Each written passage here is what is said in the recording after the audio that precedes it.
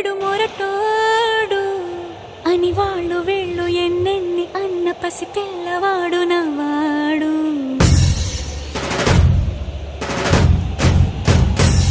విడు ముండోడు అని ఊరు వాడ అనుకున్న గాని మహారాజు నాకు నవ్వాడు.